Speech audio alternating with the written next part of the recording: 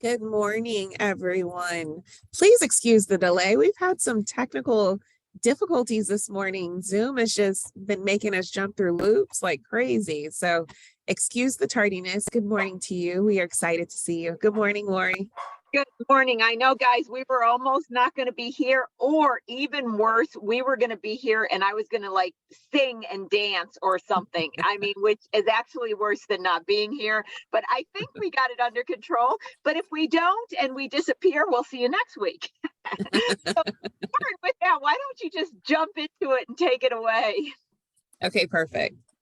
I kind of want to see you sing and dance, but we'll hold that for another session. Oh, we got Ariel's dog. So Ariel, can you mute for a second? And you're in twice now. So we went with two Ariels, which is better than no Ariel. So totally agree. I can guarantee. I'm gonna go ahead and share my screen and get us started. Oh, I'm out. In or out? Out for a second. Yeah. Okay. Oh, my everything is done now. Here we go. Can you see my slides okay, Lori? I can. Okay, beautiful. So let's get started with this quick introduction. Again, good morning to everyone. For those of you who are new, good morning. My name is Lauren Simpson. Thank you for joining us today. Let me give you a quick background as to who it is that we are and what we're doing here today. So my name again is Lauren Simpson. I'm with the SBDC, or the Small Business Development Center. We're a national program with over 1,000 locations throughout the country, and we offer no-cost services to local small businesses. Now, our services are at no cost to you because your tax dollars have already taken care of all of our fees. For the Los Angeles network, which is the network we all represent, we have locations throughout the Los Angeles, Santa Barbara, and Ventura counties. Now, that is our service area. So if you are within our service area, please be sure to get in contact with one of our local centers. And you can see those represented on the map in front of you. You'll see we're out in the valley over in Los Angeles. Then you'll see a location all the way over near Ontario, Pasadena, as well as all the way down in Long Beach. So again, be sure to get in contact with us because we have some pretty great services to offer you. Here's a deeper dive. So we offer no-cost business advising. And so you're able to sit one-on-one via Zoom currently with one of our business experts. You might even get lucky enough to sit with the guru of all numbers, Miss Lori Williams. And then she also has additional colleagues who specialize in items like marketing, licensing, and permitting, business planning. Honestly, anything you might need during your entrepreneurial journey, we've got services for you. And then we also offer virtual trainings, much like the training you have joined today. Excuse me. So please know that we're here to help. Be sure to get in contact with us today. We'd love to hear from you. If you'd like to give us a call, go to 866-588-7232, or you can join us online, smallbizla.org/new client. If you are outside of our service area, please go to americassbdc.org/find your SBDC. I am going to quickly stop my screen share. Hopefully I'm back. Lori, looks like here we go. Okay, so quick housekeeping. It's all the Ariel name. Yeah, I don't know. Thank you for your patience today. We are going to have an interesting day. So, Lauren, was there anything else you wanted to finish on? I was just going to say, for those of you who would like to ask questions of our guests as well as of Lori, please put those into the Q&A. Again, all questions in the Q&A. The chat will reserve for any kind of updates or links or items that Lori would like to share with you. And that's it for me, Lori. I'm kicking it over to you. Good morning again. Good morning. Okay. Yes, we're going to ask for definite patience. But before you go for a second, Lauren, don't go just yet. There's something that I just wanted to bring a brief announcement to. And Lauren, we've had technical problems, so I don't know if we got all this going. But so I'm going to say, if you have the ability, and after I go through this, I'm giving you some time to share that website where they can sign up for additional information for the upcoming grants that we're going to have come. Okay, you know what I'm talking about. So can I get you ready for that? Thanks, guys. I want to make an announcement today, and I didn't want to miss making the announcement, but it's been kind of a crazy morning. So anyway, this will all make sense in a minute. Let me get started with some things to give you updates.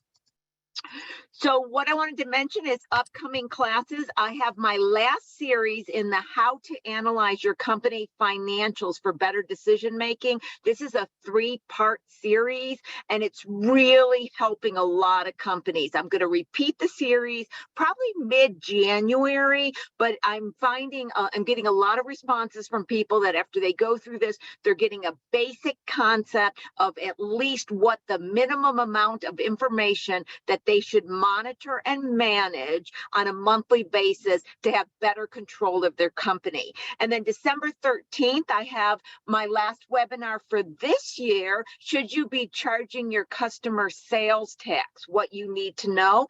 And in this, I'm going to go over just the basic regulations for both sales in California as well as outside California. There's a lot of confusion, and people don't realize that when you sell outside of California, you may have to charge sales tax. Additionally, people that use Shopify might believe it's being done automatically for them, but it's not. So I try to clear up some because I've seen some companies get in trouble not having a full understanding of these processes. Now we've got, let's see what it is, 2 more upcoming shows. It's getting near the end of the year, so I have to think it through. We're going to be dark during the last 2 weeks, and starting with this week with Ari, which we're going to talk about in a little bit, my whole concept is to start planning for next year. And so Ari's going to talk about marketing today. And then in December 7th, which is next week, I'm going to have Nate come back on. Those of you who are frequent flyers for the show, you remember Nate coming, and he is one of our team players at the SBDC, and he works on the access to capital team.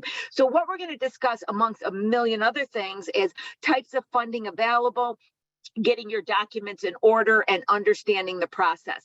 Now, Lauren is going to be putting into the chat the links to all of the webinars that I said. And right now, before we introduce Ari, I want to go back to Lauren. What I'd like to talk about, guys, and Lauren, were you able to come up with that website that you could share? Excellent. So this is just a brief shout out, not details yet, because we don't have a lot of details. It's just a shout out, right? And so what do we want to do is make an announcement that coming in January, we're going to have more information. There's going to be, can I just say, Lauren, additional grant opportunities? Would that be the best? I don't want to put too many words in it. So I'm giving you guys an early shout out before we have the details.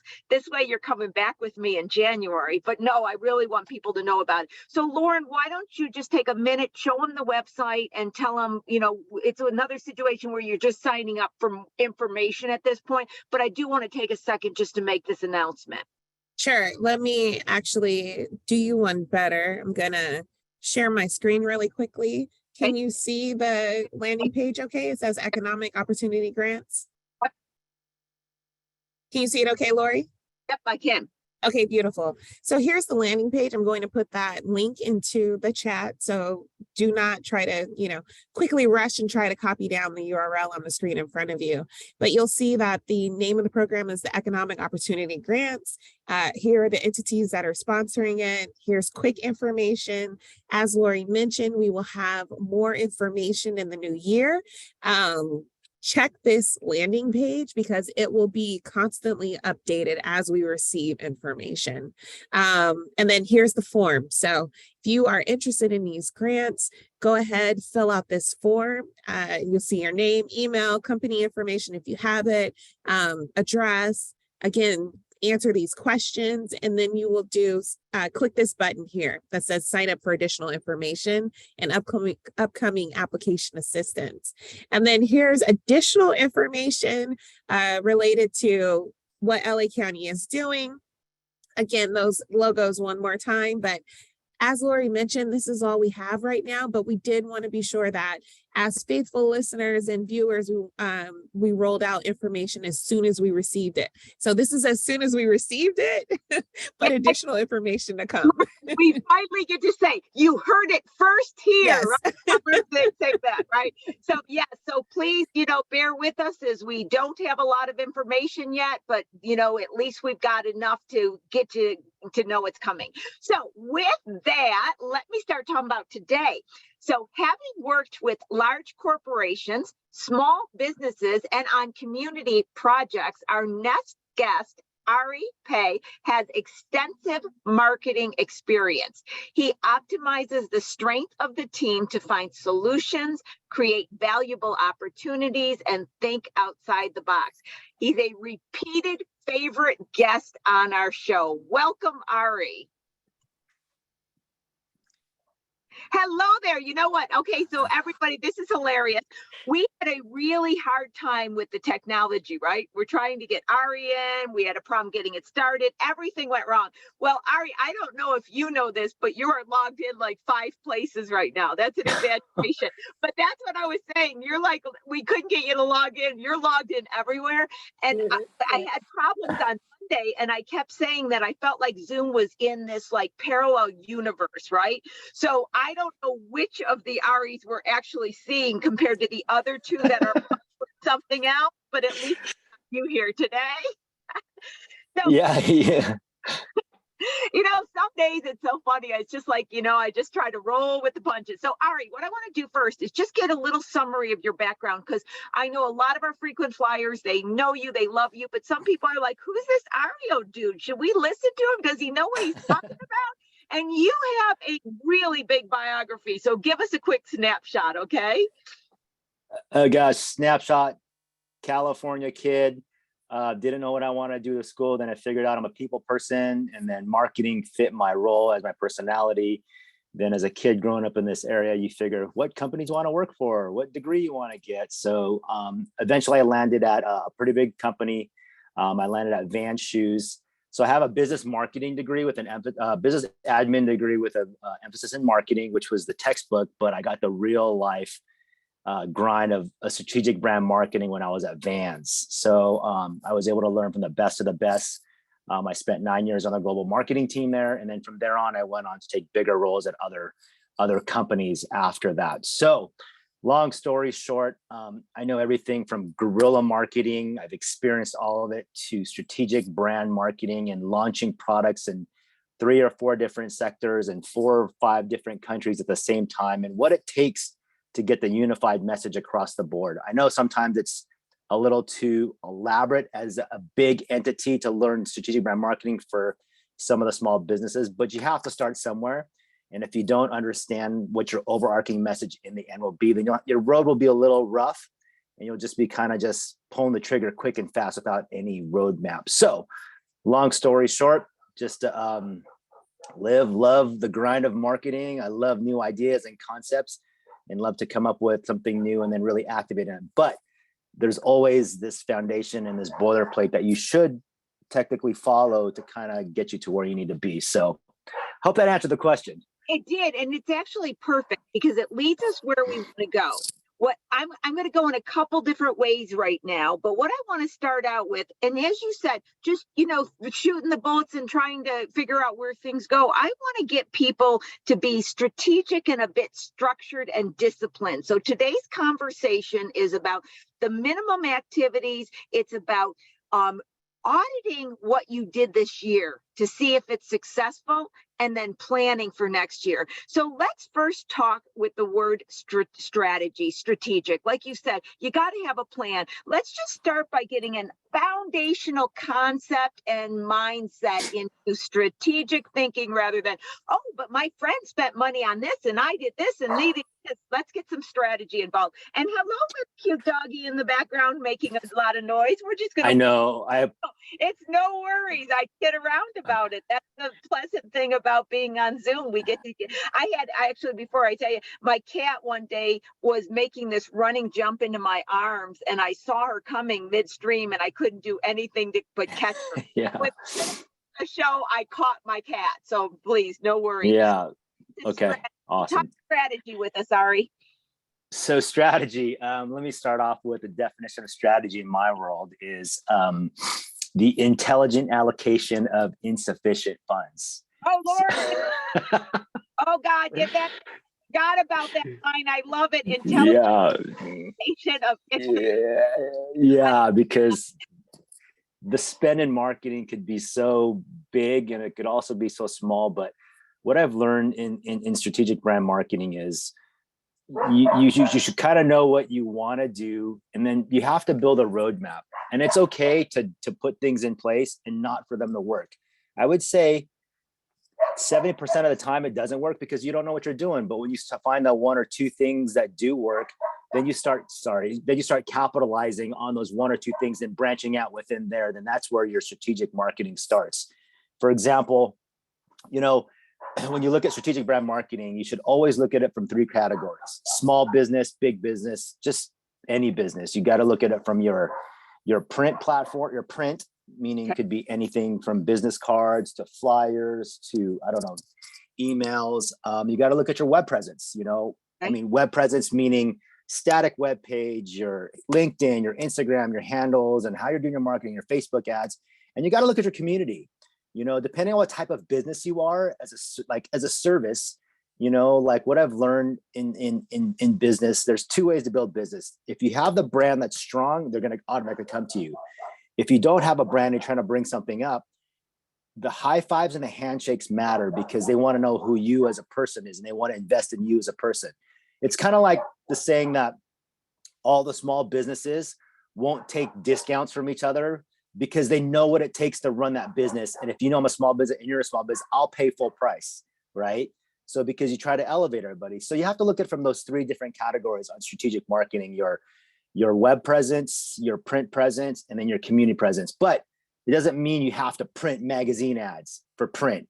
It could be just business cards. It could be just how people access you, and then your web. Like when I think of web, it's everything from your snapshot business card on your phone could be that part of the web, your ad buys, the whole 9 yards. But what people kind of fail to realize nowadays, and I've been seeing this right after the pandemic, was community is big depending on what your business is. If you're a restaurant, the days of opening the door, and unless you're In and Out or the big guys, people are going to walk in the door.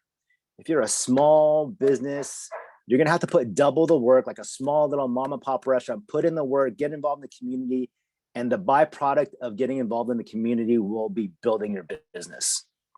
I'm glad you mentioned community, and I feel like a lot of companies don't even consider community in part of their strategy. So can we? And I also think, I can't remember, you're pretty involved in the community. Aren't you like an official where you're going to have to tell us about that? He's laughing. He knows what I'm talking about. Okay, so Ari, give us some examples that how you would get involved in your community, and start by telling us who are you as a famous person that we're talking to right now. Let's tell us about it. So so I'm the vice mayor of my city. So prior to being the vice mayor of this city, I was the chronic volunteer. I always say, I'm Catholic, I'm Filipino. My parents just says you have to give and help everybody. So when you give and help everybody, it's in your DNA, right? You just do everything and you never say no. It's so hard. It's actually so easy to say yes all the time, but it's so hard to say no because you want to help, right?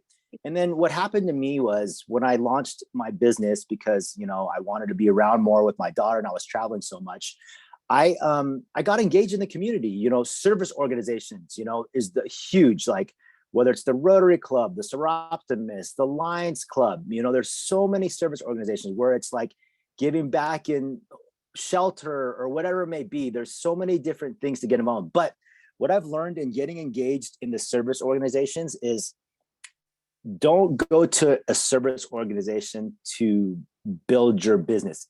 Ideally, that's what you want to do, but find something that you're passionate and emotionally tied to. And if you're emotionally tied to that, then the byproduct of being engaged and doing service will be the building of your business. So service organizations, PTAs, these are modes of people and networks that come together to allow you to voice your message on who your brand is and what you're doing.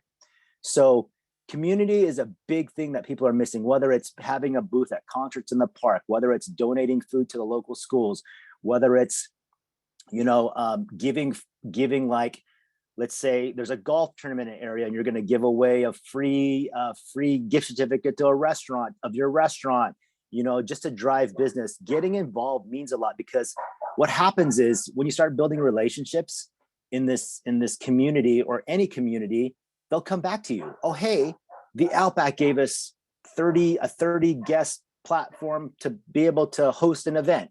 Let's call them again next year. Let's call them again. Oh, we had it last year. Now he has 30 guests that attended. Let's say 10 guests attended that know Outback is there. They do these types of event. So he just brought 30 people in hopes to get 10 different, events out of it.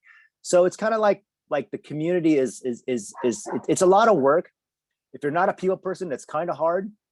But if you're choosing the entrepreneur route, you have to make yourself comfortable being uncomfortable.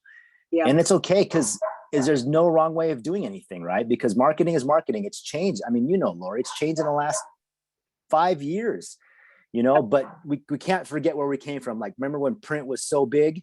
When we look at our marketing budgets, how much are we spending on print? How much are we spending on video? And I was in this transition where print was on the decline because the web presence was on the rise and we were spending money on digital content. But now I think it's tapering, I mean, we saw it during these elections, a lot of print material came in the mail, and then you're seeing it in the print, you're seeing it on the TV, and you're seeing it on the news, and then everybody's talking about it. So like, if you look at like the raw form of like marketing, look at this past election and anything and all this junk you got in the mail and all these YouTube ads and these TV ads, but it made you think, right? So community is there's no wrong way to get involved in the community. I personally say find something that you're passionate about. If it's kids, senior citizens, get engaged, because they become your ambassadors for your brand.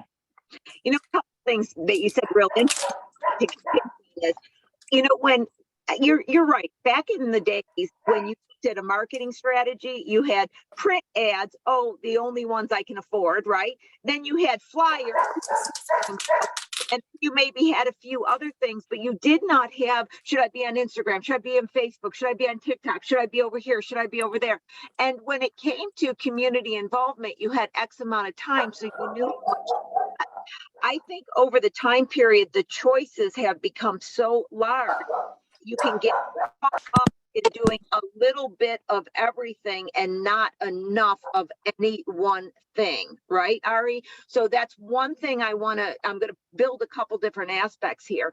And especially when it comes to community involvement, because you can start attending so many things that you're exhausted. So I think that we have to also talk about a way to audit results and to choose correctly, knowing you have not only scarce funds, but you have scarce time, right? And it's interesting because I know that back when I was younger, I had more energy to just run around like a chicken with your head cut off, so to speak. I was in this event, I did this.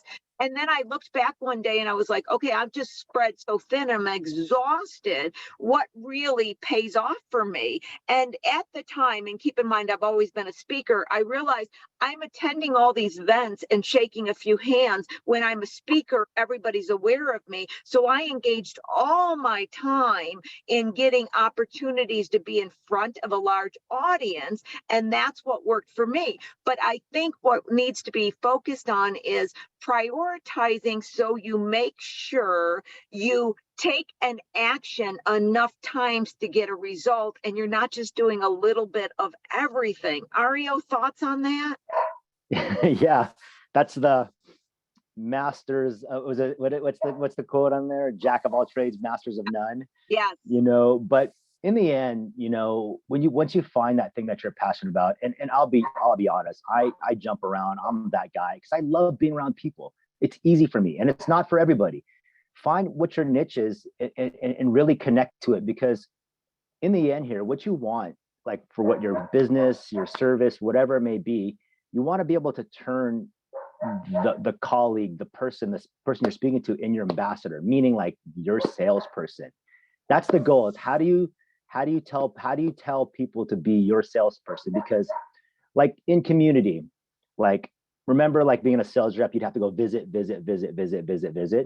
You know, like at one point in time in my business, I'm like, you know what? I'm going to open a location and I'm going to bring everybody to me. I'm tired of going to Starbucks like 5 times a week. Let me open a location, save that money, put it into my rent, and then say, hey, come to my shop because I have a networking event. I have this. Now I'm bringing 30 people to me. So there's 2 ways to think about this. One, oh, I'm having a party, everybody's coming over. But 2, the business people think, oh my God, there's 30 people here. How am I going to sell all 30 people in this room together or one by one when they're all here, right? So that's the challenge in this whole thing, you know, in connecting the dots, because in the end, I always say that you have to emotionally gravitate or be connected to something to have them be your person. But in the end, in marketing has changed.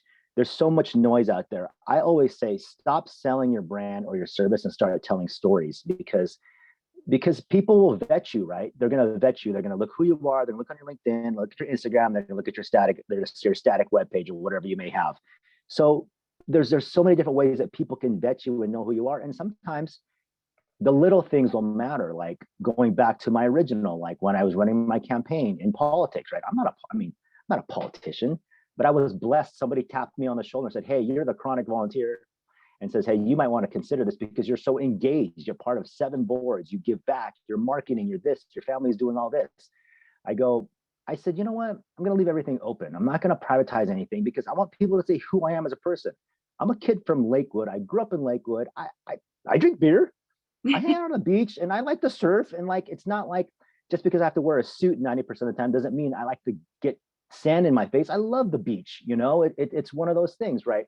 So sometimes the purest form of selling yourself is being honest and letting people see into you and developing business, because developing business doesn't matter how you do it. Because in marketing, when I launched my shop and I had this concept of bringing everybody to me, I didn't do any ads. And then I told my wife, she's like, well, you should put ads, you should put your price list out there. I said, no, I'm not going to do that. And then it wasn't until like 5 years later, she heard something on business radio. She's like, you know what? Your concept was right, because you built your business on relationships. When you put your prices and things, for me in the print business, the price gouging and the price warring and the low balling happens. I'm like, okay, what's your budget? What do you need to be? I can't do it for that cheap, but I'll work with you. And then you start building relationships, and you go from there. So that's what worked for me when I look at this whole picture of, I started selling stories about myself as a brand to be able to say, I'll work with you as a company. Let's figure it out. Obviously there's a yield, there's a margin you have to make. And once you're honest, people are in, you know, they'll buy into you. You know, I fully agree. And I think you really hit a good topic. I always say people buy from real people. And, you know, I'm old enough to have started in business under the belief where you were supposed to have this fake person that walked in the door when you walked into a business meeting. And for so long, I mean, I even hit things like being a rock climber. You know, I was like, nobody can know I climb rocks and I go on expeditions and, you know, all this stuff, because I thought, well, that wouldn't work. And it wasn't until years later that I just started being myself that I noticed a great difference in even my comfort in communicating. So I think that's a key point to mention. I want to go back on another aspect that we talked about in community. And Ariel, you mentioned it, and it made me think of something. You were talking about bringing people to you, and it reminded me of, I bet this is 20 years ago when I was trying to do more type of events where I got a bunch of fellow business associates on different subject matters, and we decided to put this big free presentation. One of the places had office space, so we could give these seminars. At the time, there were seminars in his office, and we had a whole bunch of people engaged, and people came for different topics, and we did panel discussions, and each one of us was a business owner creating this event to have companies come to it to be able to expose our products and services to the companies. So where I'm going to go with that, Ariel, is one of the things that I used to talk about a lot is the power in collaborating with fellow business owners to share marketing expense, share an event, co-market something, get engaged. And that's where I started doing quite a lot, and it lowered the cost and it allowed the creativity of now a team of business owners. And all that really had to have a commonality is the company owners sought the same type of client, if it be a small client or what. But if you find partners on even different types of businesses that are going after the same client, you can do some incredible partnering. I'd say just find a yogurt shop and a yoga shop.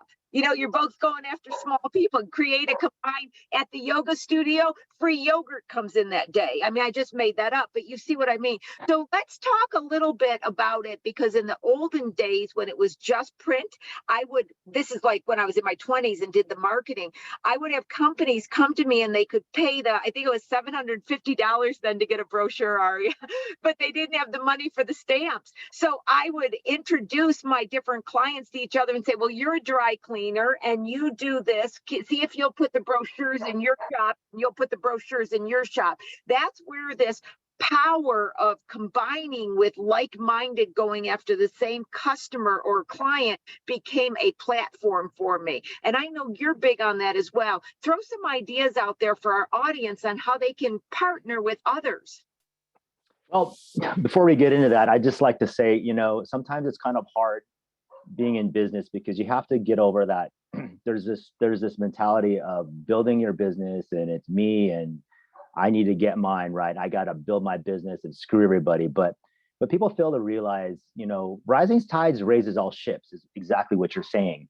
When you do well, you have a community that does well, the whole community does well. So if you look at it from that aspect, because at one point in time, if we're in the same business together and we have, let's just say like a MSRP, like I'm printing shirts, you're a printer in my city.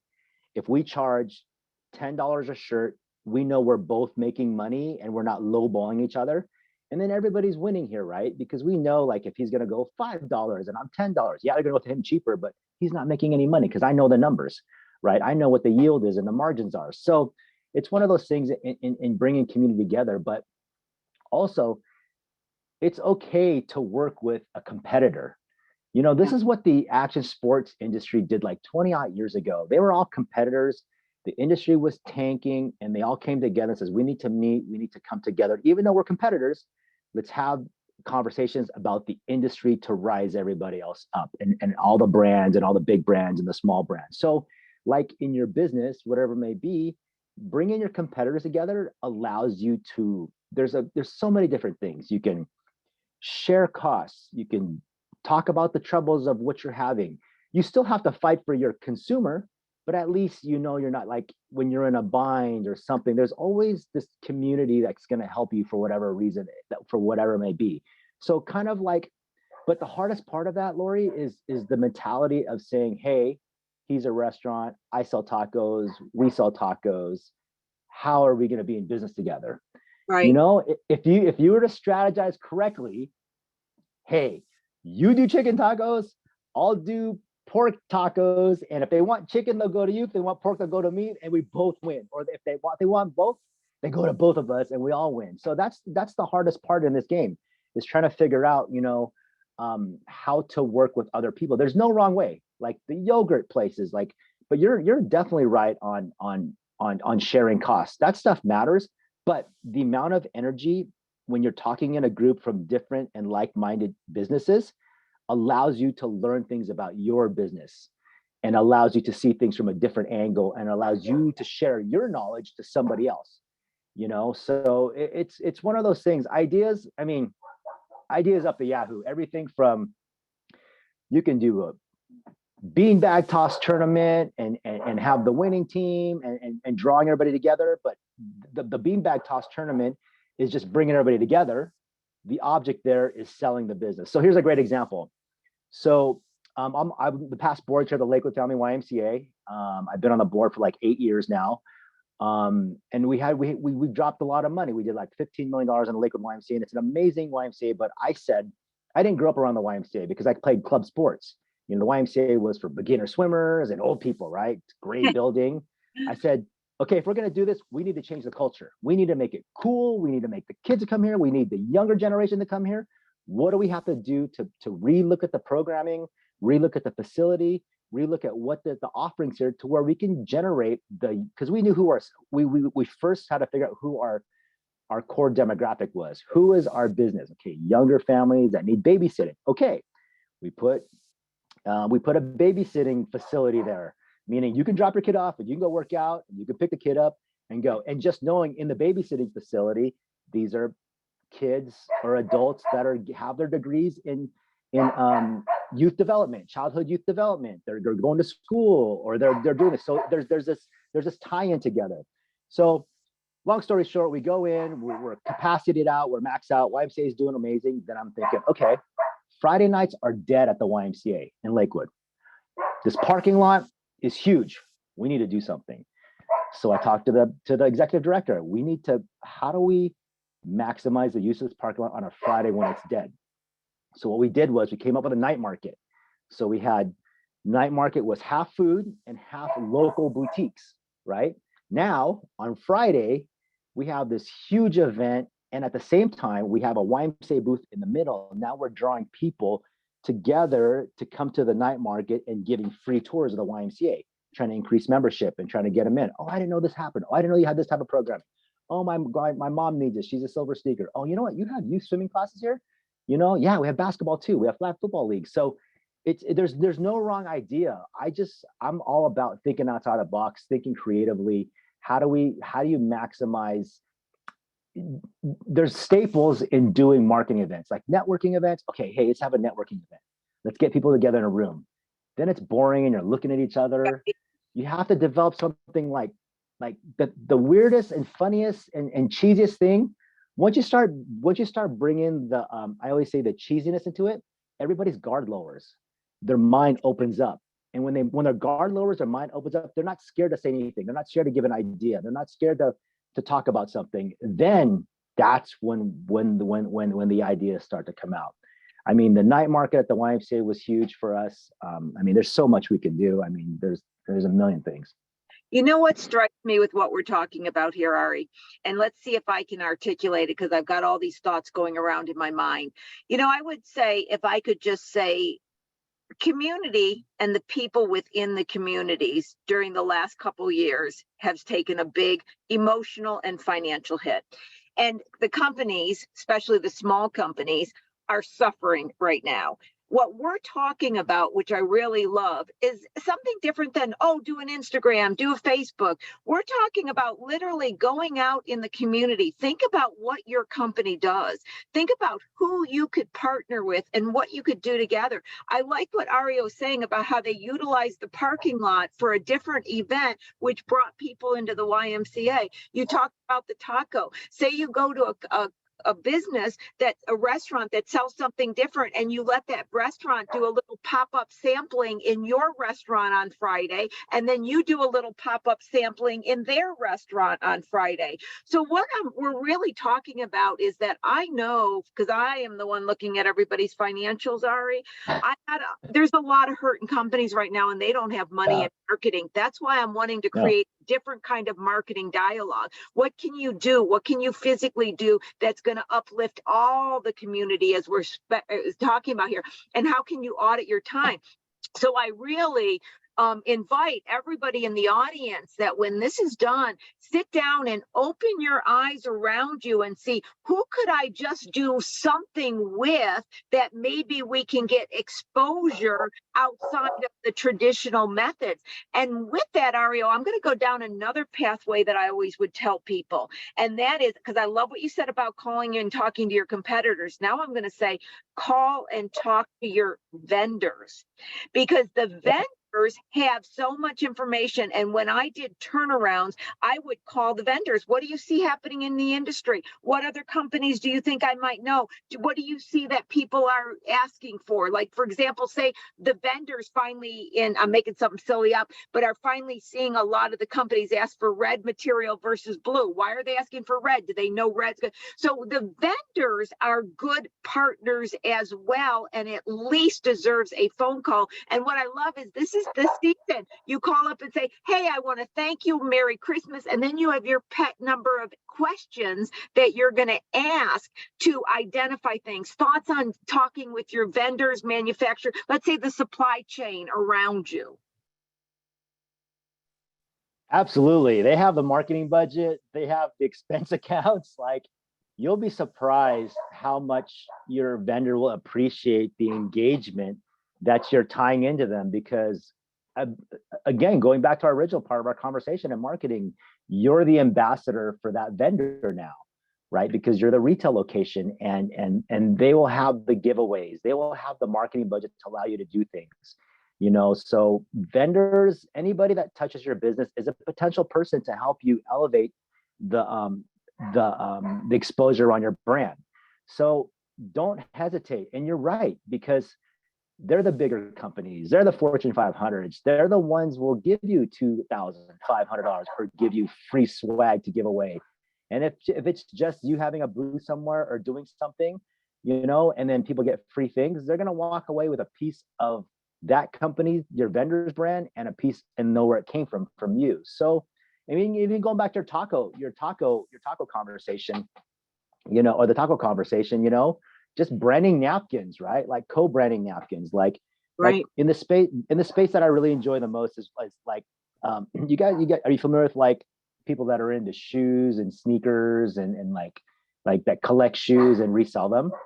To me, that industry was very like, they were like the hustle, like they think so forward, they think outside of the box, and collaborations, like, I mean, even like the most odd collaboration, I mean, I don't know if it's like Chevy and your local taco stand, but there's a relationship there, and this is where the conversation starts, is partnering with people and doing things. But I mean, again, like I always say this in the end, there's no wrong way to market, your business. There's so many ideas. I mean, just think of like everything from chest turn up. I mean, there's so much. I mean, there's so much, but you have to execute, right? And you have to execute correctly and know what the objective is. If you have an event, the objective is to sell everybody at that event when they walk in. The question is how. They have to walk away with something. You need to know who they are. You need to do follow-up calls. You need to find out what their likes are, so you can kind of possibly do something with them. So there's a boilerplate. Maybe we should go into the boilerplate of the to-dos of having an event or going to a networking event, right? Like that could be something too.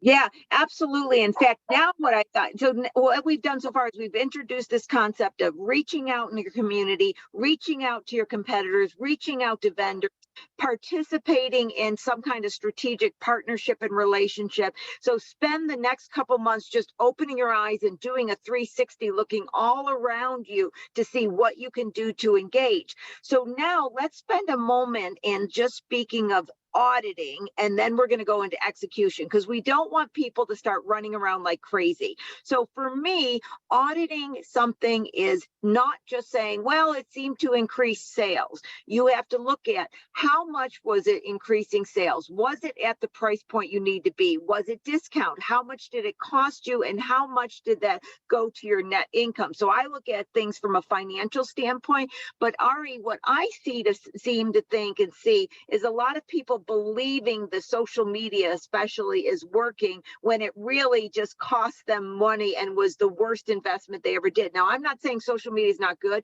but I have just this last couple of weeks especially seen people pour thousands of dollars in it during the pandemic. I'm looking at the numbers. They didn't get the sales that was needed to justify that cost. So I just want to spend at least a couple minutes really honing auditing to make sure you're doing the right activities. Absolutely. And going back to your social media comment, there has to be measurable. It has to be measurable. If you don't measure it, but to be measurable, you need to have a strategy. Saying that I'm going to do social media marketing is not a strategy. If you say if you look at like, let's just say 6 months, in 2 months, we're going to go from 500 followers to 2,000 followers is our goal. What has to happen in there? We have to do weekly posts. We have to change the categories.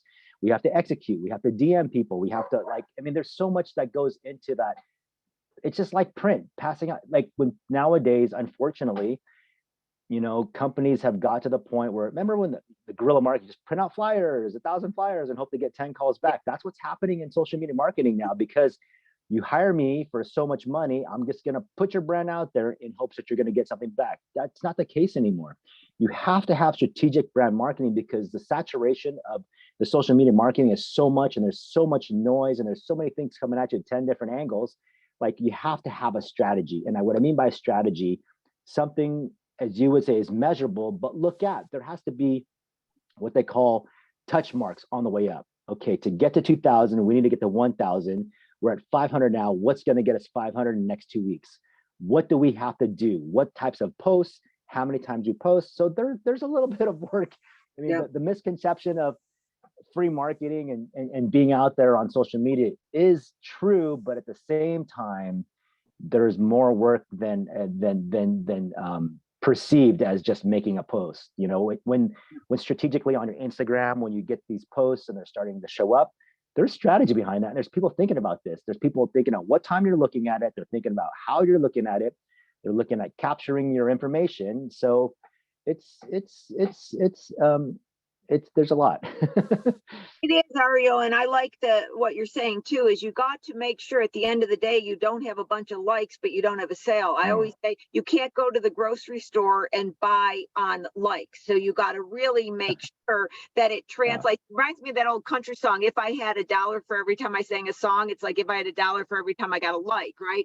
So you really have to make sure that this is translating into actual profitable sales. And to that degree, this was one of the things I've heard in marketing years ago when I was going through marketing class or something. I read it, but it's a great story, and it's going to launch into the next part. It was a story about a tuna fish company, right? And it had all of the market share almost. It was doing great, and a competitor came in, and their tuna had like a slight pinkish look to it, and it became more favorable among customers. And so this past tuna fish one, the one that was suddenly losing market share, they hired an ad agency, and they said, you have got to help us. This new company is taking all of our customers. So the ad agency ran an ad with the tuna fish company's name in it and the following sentence: guaranteed not to turn pink. I don't know if that story's true or not, Ari, but it's one I've heard and been told forever. So where I'm going with this, a clever message can be everything. So we got to make sure that you spend the next couple weeks in the holiday time testing your message. Ari, take it from there. Yeah, your message is key, and that's your hook. We call that the hook. That's your wow factor. But along with that message, there was a little bit of strategic thinking behind it, right? They had to think it through. They had to think the pros and cons of coming up with that. I always think of like the logistics of like that quote, right? What happened in that room? What are all the quotes that came out? How did they know they knew what people were going to say. They knew how the brand, the competitor was going to get pissed off. They knew that, and they were probably banking on that, right? So, it's not hard. You pick a line, you pick a lane, you just go. But you have to really think about it. And that's what we're here for, right, Lori? We're here to help you think that through. That's what we do here as advisors, where our job is to help you. We have the experience. Why don't you come to us and ask us? Because that's what we're here for. It doesn't take much, so it's one of those things on the hook, on the line. It's like, and sometimes you don't have a hook, and it's okay. Like for me, I didn't have a screen printing hook for, hey, I'm the screen printer in Lakewood. Just call Ari, he prints t-shirts. That's what it became, and oh, don't worry, how much does it cost? I don't know, call him. And then you start building relationships. So just know that there's no wrong way. There's no wrong way. The question is how much, I always say, how much grit, grind, and effort you put in your business and what you're going to get out of it. And don't get me wrong, if you're running in the walls all the time, there's so many resources out there. Like for us, like we're such a big resource in this entrepreneur world. Like, I don't understand how come everybody's not coming to us. We might not have all the answers. We can help you get the bigger answers if we need, right? So Just It know the hook really true. matters. Yeah, hook matters. And I actually, because we got off to a rough start with the technology, I failed to say to everybody, and I'm so sorry. I normally would do this, but we just got off to a funny footing.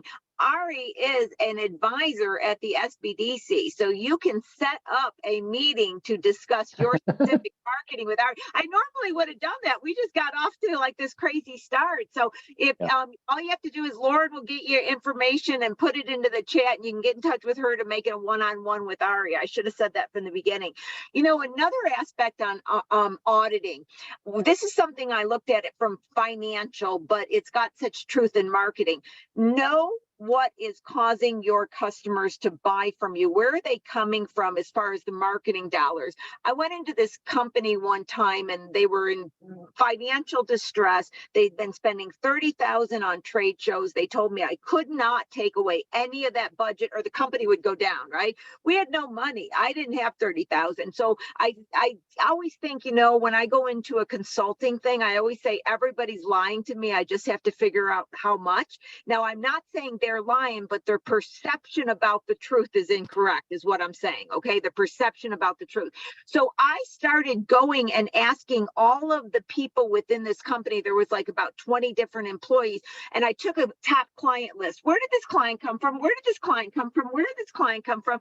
And I found not one from a trade show. I found out 3 years ago, they met one person at a trade show. All these were referrals. I cut the trade show off and saved the money and was able to turn the company around by not, spending money I didn't have, amongst other things. But what it did, Ari, is it taught me that our perception that this marketing effort is getting these customers is so wrong unless we actually ask and follow it. So one of the things that I'm going to suggest as a year end is look through all of your customers that you got. Look at the marketing dollars you spent and try to be a outside auditor that you must prove that these customers increased from this marketing and there was the proper return on investment, because money's scarce. We got to make it work. So that's my statement on auditing your efforts. And Ari, you want to add an auditing your efforts addition? Yeah, absolutely. You're the finance person. I'm the marketing person. I like to spend the money. You like to tell me not to spend the money.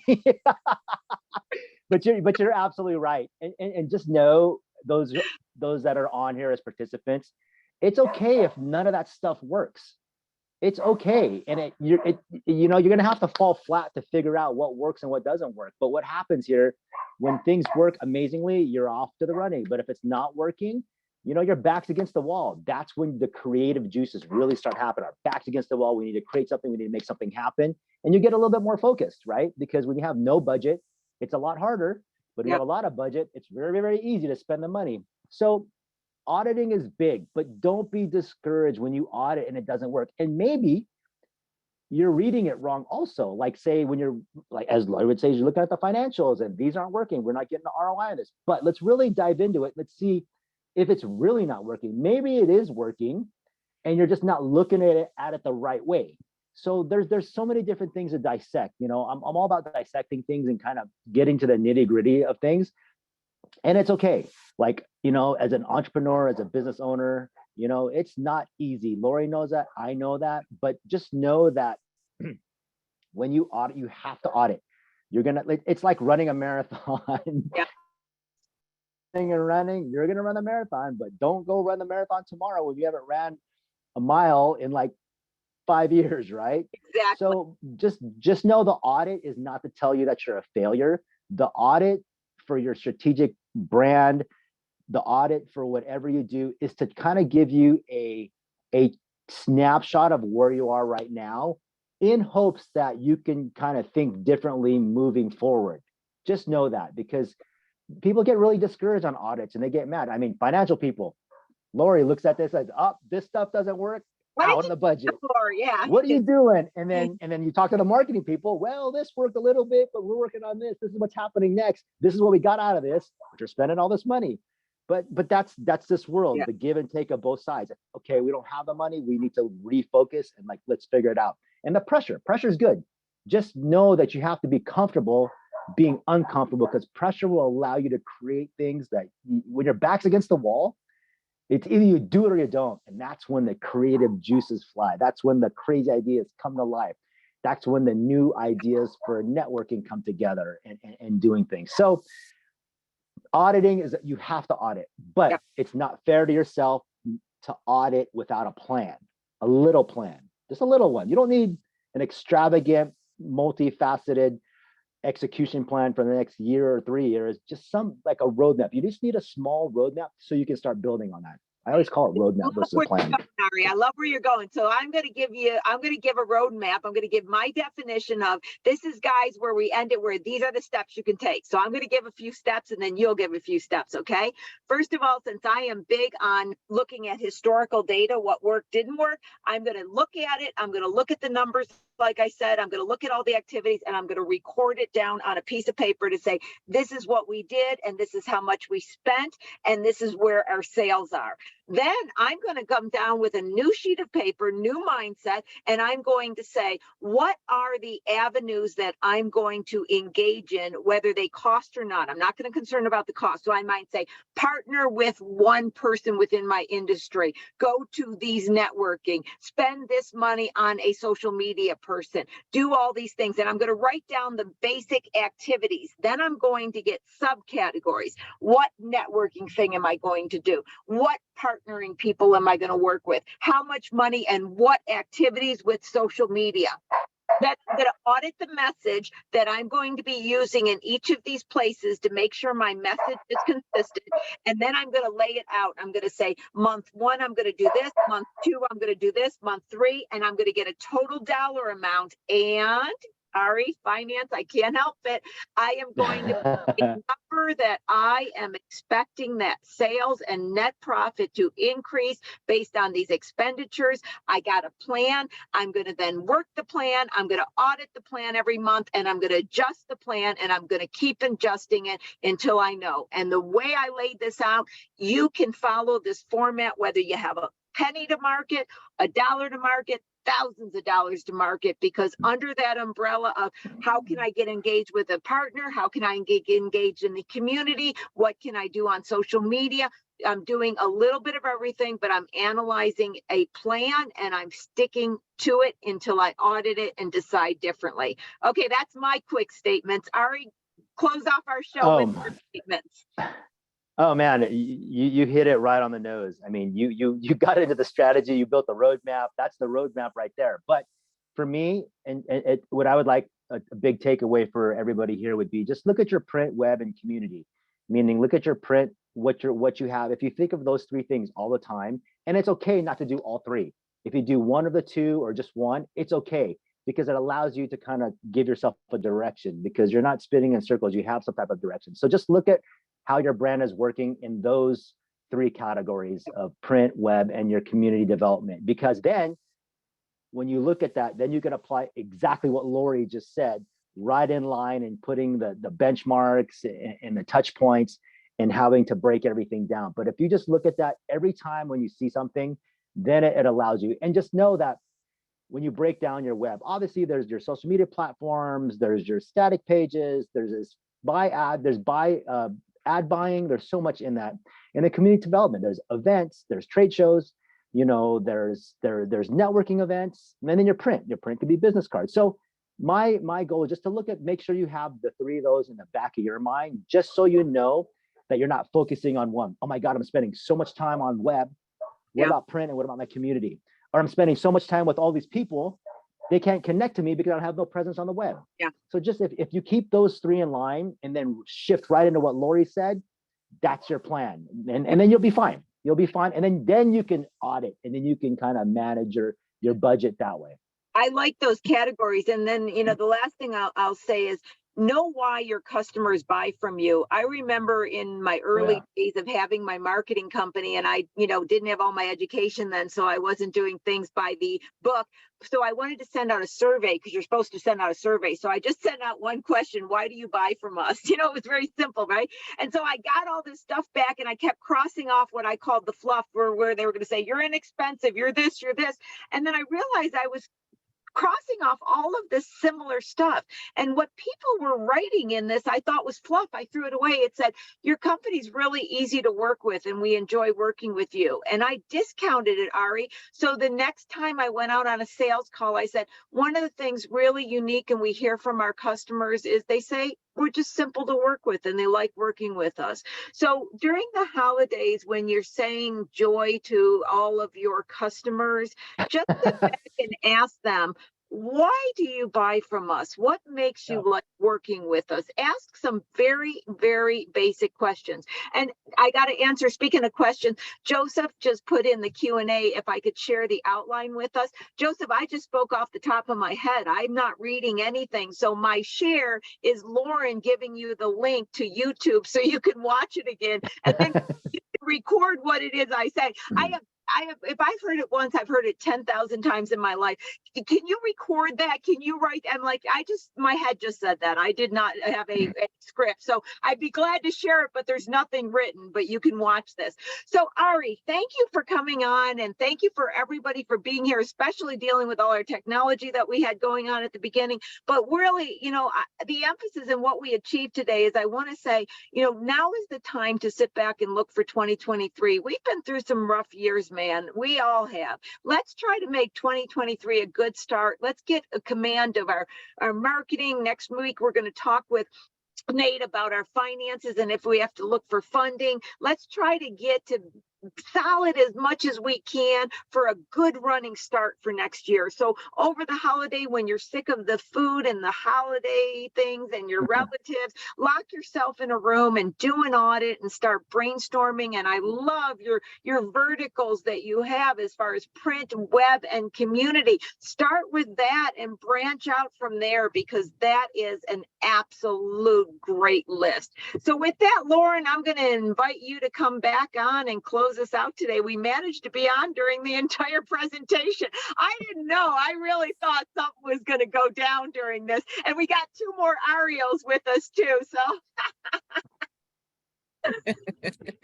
So Ariel, thank you so much. Thank you, Lori. Everything was amazing. It was awesome. I know you can see it in the chat, but my goodness, it was so good.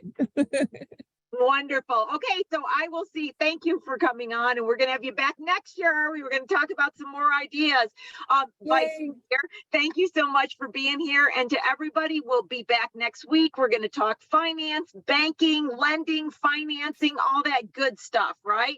So we're going to be chatting about that next week. So Lauren, I know you're going to stay back. Make sure everybody gets all the information. Ari, we are getting thank yous and thank yous and thank yous galore. Awesome. Pat. So that is awesome. Like I said, I wanted to have a non-traditional marketing conversation where people just say, this is what you do with Instagram and Facebook. I wanted them to hear something new. And don't forget, guys, stay with SmallBiz Talk because next year we're going to talk about the launching of the Opportunity Grant Program. So I got him hooked. I got him hooked now, Ari. I did a hook, right? Yes, nice. A hook.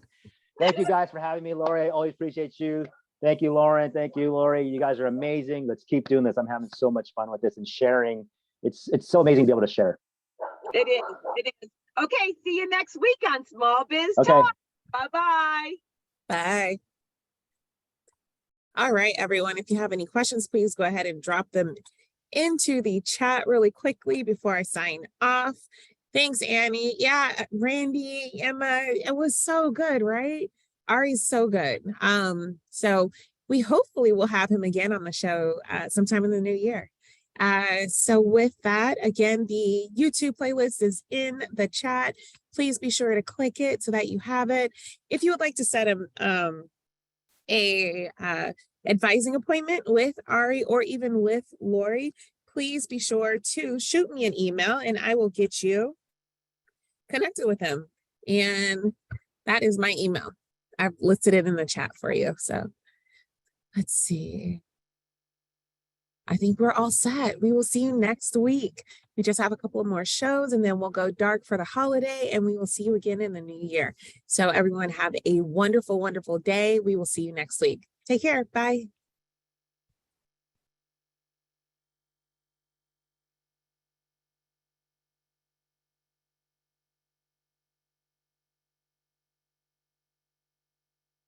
Annie, I put that link in there. Annie L. check the chat. All right, everyone, take care. Bye.